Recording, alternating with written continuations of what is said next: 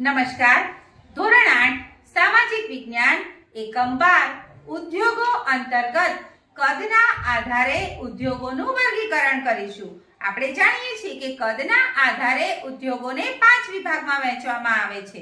ગૃહ ઉદ્યોગ, ટચુકડા ઉદ્યોગ, નાના કદના ઉદ્યોગ, મધ્યમ કદના ઉદ્યોગ અને મોટા કદના ઉદ્યોગ. તો વિદ્યાર્થી મિત્રો, તમારે આ ઉદ્યોગોનું વર્ગીકરણ કરવાનું છે.